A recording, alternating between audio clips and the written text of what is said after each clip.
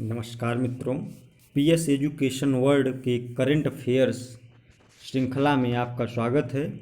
हम लोग Bihar PCS prelims, Bihar police, Bihar SI उन तमाम परीक्षाओं को ध्यान में रखते हुए बिहार स्पेशल करंट अफेयर्स की चर्चा कर रहे हैं।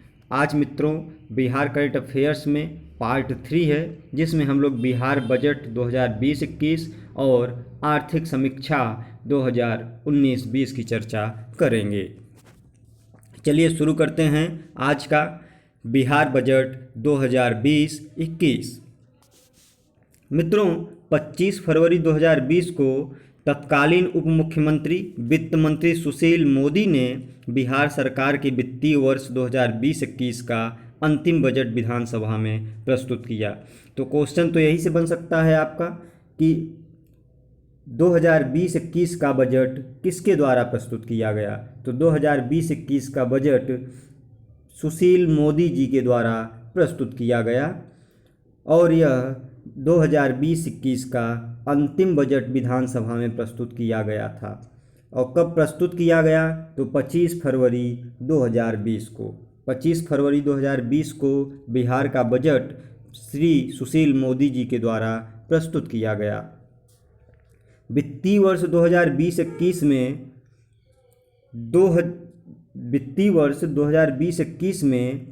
211961.49 करोड़ रुपए आय की तुलना में जो अनुमानित व्यय है 211761.49 करोड़ रुपए है।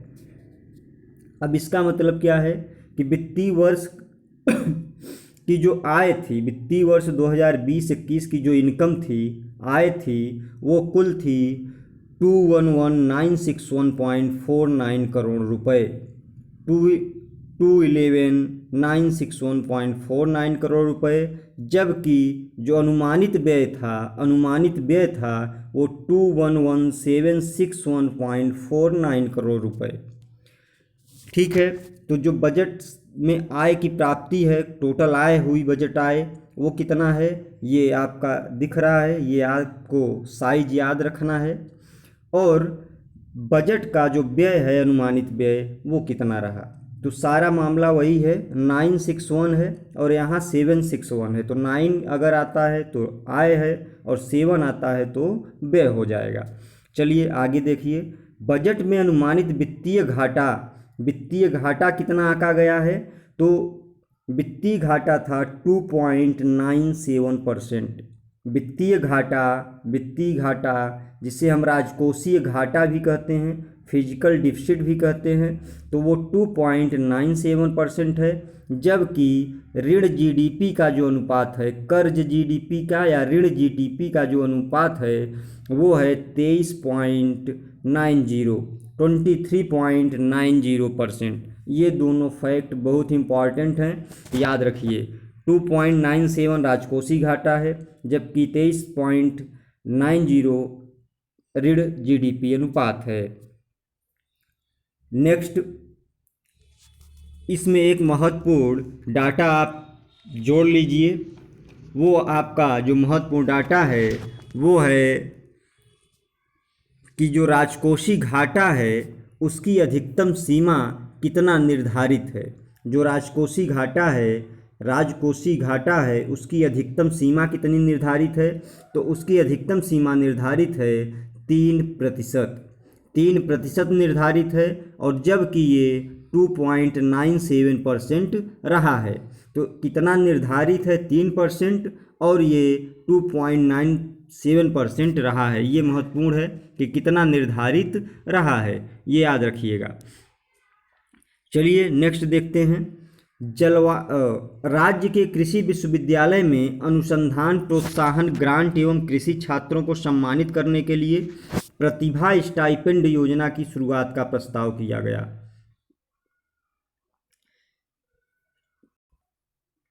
बजट से संबंधित कुछ और फैक्ट हैं, उसके बाद कुछ योजनाओं और कार्यक्रमों को हम लोग देखेंगे।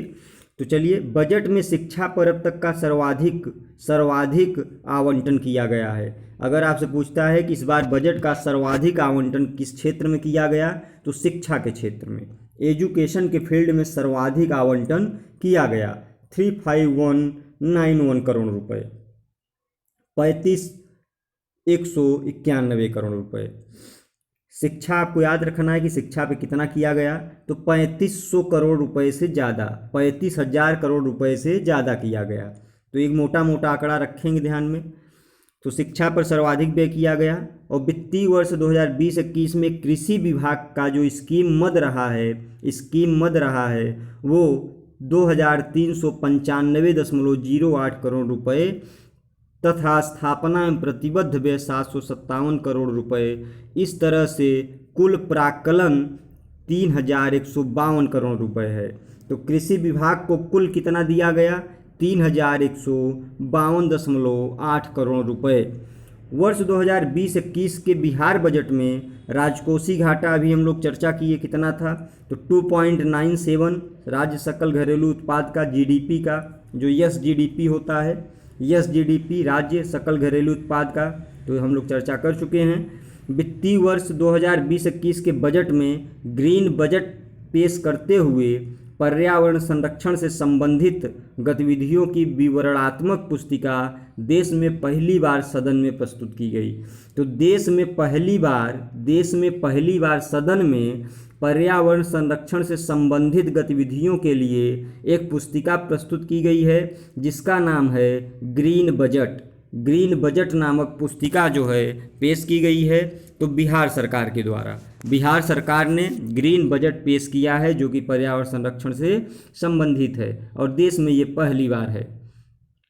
श्री एन.के. सिंह की अध्यक्षता वाली 15वें वित्त आयोग की अनुशंसा के अनुसार, तो 15वें वित्त आयोग का अध्यक्ष कौन है, 15वें वित्त आयोग का अध्यक्ष श्री एन.के.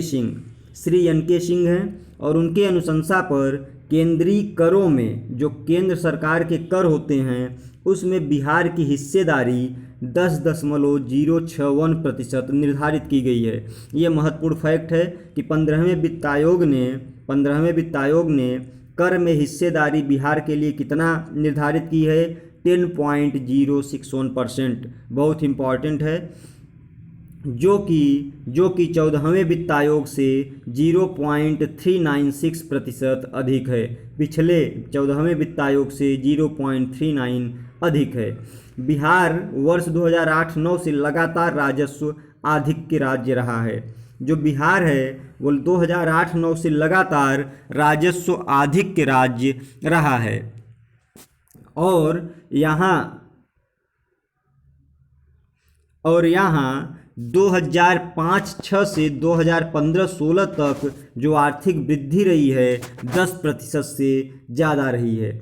यहाँ जो 2005-06 से 2015-16 का अगर डाटा देखें तो जो आर्थिक वृद्धि ग्रोथ रेट रही है 10% से अधिक रही है। इस तरह से 2008-9 से लगातार राजस्व आधिक्य वाला राज्य रहा है और 2020-21 में भी बिहार में राजस्व आधिक्य रहेगा ऐसा अनुमान लगाया गया है। ठीक है। शिक्षा दिवस के अवसर पर 5 सितंबर 2019 को राज्य के सभी उच्च माध्यमिक विद्यालयों में वर्ग 9 और वर्ग 10 के लिए सभी विषयों में ई कंटेंट माध्यम से अध्यापन हेतु उन्नयन योजना प्रारंभ किया गया। तो उन्नयन योजना किस राज्य के द्वारा शुरू किया गया? उन्नयन योजना कक्षा 9 और 10 के विद्यार्थियों के लिए ई कंटेंट उपलब्ध कराना, ई कंटेंट इलेक्ट्रॉनिक माध्यम से, डिजिटल माध्यम से उनके पाठ्यक्रम को उपलब्ध कराना उन्नयन योजना से संबंधित है और यह 5 सितंबर 2019 को शुरू की गई। तो 5 सितंबर 2019 शिक्षा दिवस के रूप में मनाया जाता है, शिक्षक दिवस के रूप में मनाया जाता है। तो शिक्षक दिवस के दिन उन्नयन योजना प्रारंभ की गई। मध्याह्न भोजन योजना में 1 से 8 वर्ग के 1.09 करोड़ छात्रों को पोषक भोजन तथा राज्य के 10097 विद्यालयों में किचन गार्डन लगाया जाएगा। किचन गार्डन योजना किस राज्य में शुरू की गई? तो किचन गार्डन योजना बिहार राज्य की एक स्कीम है। राज्य के शिक्षा विभाग द्वारा चलाई जा रही अन्य योजनाओं में मुख्यमंत्री बालिका इंटरमीडिएट और स्नातक प्रोत्साहन शामिल है। मौसम के अनुकूल कृषि कार्यक्रम के तहत तीनों खरीफ, जायद एवं रबी मौसम में उपयुक्त फसल चक्र अपनाने के लिए किसानों को प्रशिक्षित एवं प्रेरित किया जा रहा है। राज्य स्कीम के अधीन जैविक खेती प्रोत्साहन योजना, जैविक खेती प्रोत्साहन योजना, यहाँ पे जैविक कॉरिडोर भी बनाने का प्रावधान है और यह 13 जिलों में बनाया जाएगा। तो राज्य स्कीम के अधीन जैविक खेती को प्रोत्साहन संबंधी योजना बिहार राज्य जैविक मिशन का गठन किया गया है और जैविक कॉरिडोर 13 जिलों में बनाने का प्रावधान किया गया है। ये महत्वपूर्ण है कि जैविक कॉरिडोर के अंतर्गत कुल कितने जिले शामिल हैं, तो 13 जिले शामिल हैं। ठीक है। नेक्स्ट, राज्य के कृषि विश्वविद्यालयों में अनुसंधान प्रोत्साहन ग्रांट एवं कृषि छात्रों को सम्मानित करने के लिए प्रतिभा स्टाइपेंड योजना। तो याद ये रखना है कि प्रतिभा स्टाइपेंड योजना किसके लिए है, तो ये कृषि विश्वविद्यालयों में अनुसंधान से संबंधित है। कृषि विश्वविद्यालयों में अनुसंधान, सभी विश्वविद्यालय इसमें नहीं आएंगे, इसमें मात्र एग्रीकल्चर की यूनिवर्सिटीज आएंगी और उनको प्रतिभा स्टाइपेंड योजना छात्रों को दिया जाएगा। ठीक है। नेक्स्ट, जलवायु परिवर्तन से निपटने हेतु 24,500 करोड़ रुपए के व्यय से जल जीवन हरियाली अभियान की शुरुआत करने वाला बिहार देश का पहला राज्य है। जल जीवन हरियाली अभियान किस राज्य ने शुरू किया? जल जीवन हरियाली अभियान शुरुआत करने वाला बिहार देश का पहला राज्य है। First state of India which start जल जीवन हरियाली अभियान। ये महत्वपूर्ण स्कीम है, इसको ध्यान में रखना है। इसके अंतर्गत इसके साथ साथ शराबबंदी, तिलक दहेज, बाल विवाह जैसे सामाजिक मुद्दों पर विश्व की सबसे बड़ी मानव श्रृंखला बनाकर बिहार ने विश्व कीर्तिमान स्थापित किया है। तो तिलक दहेज, बाल विवाह, सामाजिक मुद्दों पर सबसे बड़ी मानव श्रृंखला बनाने वाला बिहार राज्य है और यह एक विश्व कीर्तिमान के रूप में दर्शित किया गया। बिहार पिछले 3 वर्षों से लगातार राष्ट्रीय विकास दर से ज़्यादा विकास दर हासिल करते हुए, ये बहुत ही इम्पॉर्टेंट फैक्ट है और इसको आपको याद में रखना ही पड़ेगा।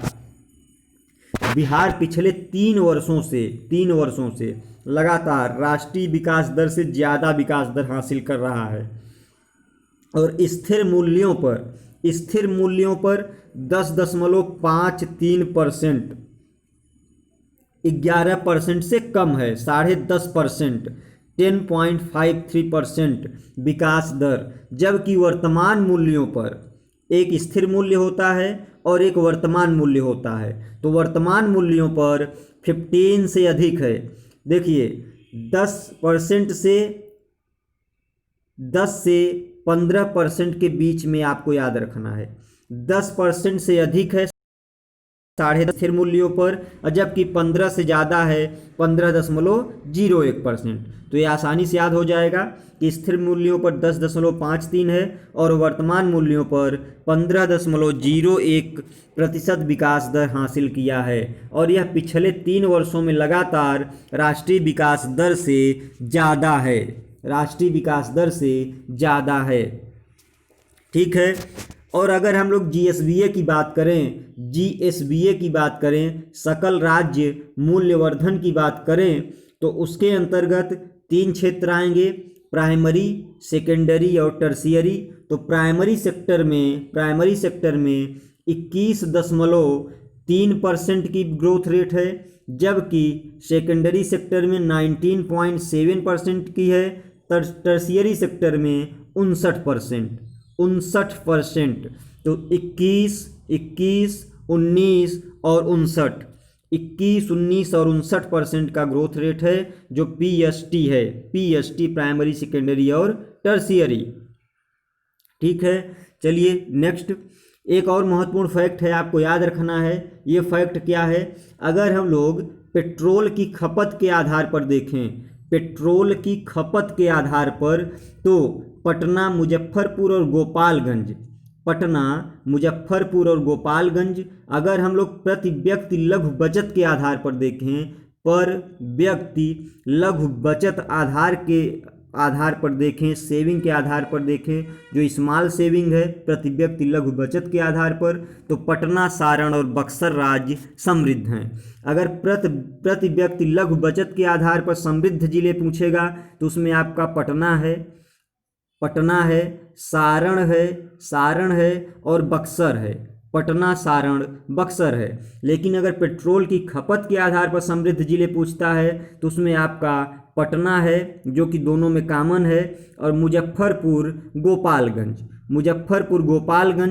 पटना पेट्रोल की खपत के आधार पर समृद्ध जिला है, जबकि सारण, बक्सर और पटना लघु बचत के आधार पर समृद्ध जिला है। चलिए नेक्स्ट देखते हैं। बिहार में पर्यटन के अंतर्गत जैन, कांवरिया, अंग प्रदेश, गांधी, रामायण, बौद्ध परिपथों का कार्य प्रगति पर है। बिहार में राज्य मातृत्व मृत्यु दर वर्ष 2005 में 312 थी, जो 2017 में घटकर 165 हो गई है। तो अगर 17 का डाटा देखें तो जो राज्य मातृत्व मृत्यु दर है बिहार की 165 हो गई है। शिशु मृत्यु दर प्रति 1000 जन्म पर 60 से घटकर 35 हो गई है, जो राष्ट्रीय औसत के 33 के निकट है, अर्थात 33 से अधिक है। शिशु मृत्यु दर राष्ट्र के स्तर पे 33 है, और उसमें 2 और जोड़ देंगे, ऐड कर देंगे तो बिहार की मिल जाएगी। तो 35 और उधर 165, ये दोनों डाटा महत्वपूर्ण है, मातृत्व मृत्यु दर और शिशु मृत्यु दर। बिहार देश का पहला राज्य है जिसमें महिलाओं के लिए पंचायतों और नगर निकायों के सभी स्तरों पर 50% आरक्षण दिया गया है। ये याद रखना है, ये इम्पॉर्टेंट है, ये न्यू डेवलपमेंट है। बिहार देश का पहला राज्य था जिसने पंचायतों और नगर निकायों में 50% महिलाओं के लिए आरक्षण दिया, और उसने एक और नया प्रोग्राम शुरू किया है। सरकारी नौकरियों में, गवर्नमेंट रिक्रूटमेंट में महिलाओं को 35% आरक्षण लागू कर दिया है। तो ये लड़कों की नौकरियों की दृष्टि से गंभीर समस्या हो जाएगी। अभी तक ये नहीं था। अब 35% जो सरकारी नौकरियां निकलेंगी, अगर 100 पोस्ट निकलती है उसमें 35 महिलाओं के लिए आरक्षित है, और 75 जो बची 65 सीट उसमें SC, ST, OBC को आरक्षित है, बाकी बची सीट जनरल के लिए। तो ये आप याद रखिए, 35% महिलाओं को आरक्षण दे दिया गया बिहार में। राज्य की लगभग 2 लाख आंगनबाड़ी कार्यकर्ता स्मार्टफोन उपलब्ध कराया गया है ताकि सूचनाओं को डिजिटल रखा जा सके। 2 लाख आंगनबाड़ियों को मुजफ्फरपुर एवं आसपास के जिलों में फैली एक्यूट इंसेफ्लाइटिस सिंड्रोम समूह की बीमारी से बचाव हेतु श्री कृष्ण चिकित्सा महाविद्यालय मुजफ्फरपुर में 62 करोड़ की व्यवस्था की गई है। तो श्री कृष्ण चिकित्सा महाविद्यालय मुजफ्फरपुर वित्तीय वर्ष 2020-21 में राज्य में मातृ मृत्यु अनुपात में कमी लाने हेतु सुरक्षित मातृत्व आश्वासन योजना, सुमन योजना जिसका पूरा नाम है सुरक्षित मातृत्व आश्वासन योजना, सुमन योजना, और निःशुल्क डायलिसिस सेवा के लिए प्रधानमंत्री निःशुल्क राष्ट्रीय डायलिसिस कार्यक्रम की शुरुआत की गई है। राज्य में मातृ मृत्यु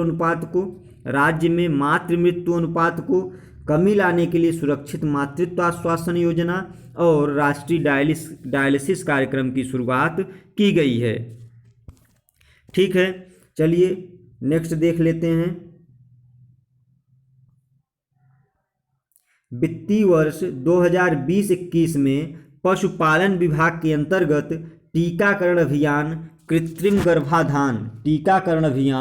कृत्रिम गर्भाधान और समेकित एवं भेड़ विकास योजना सहित राष्ट्रीय गोकुल मिशन कार्यक्रम का कार्यान्वयन किया जा रहा है।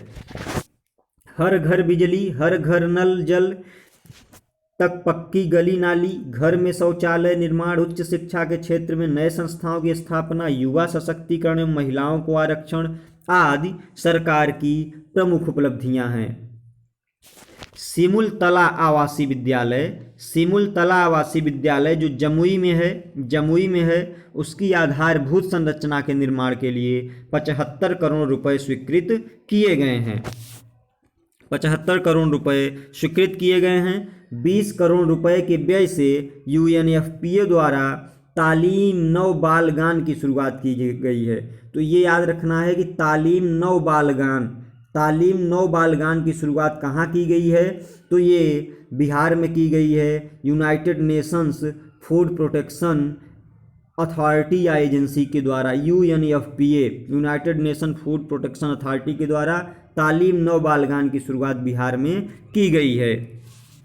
चलिए सरसरी निगाह से देख लेते हैं कि विभागों का जो बजट आवंटन है वो किस विभाग में कितना बजट आवंटित किया गया है।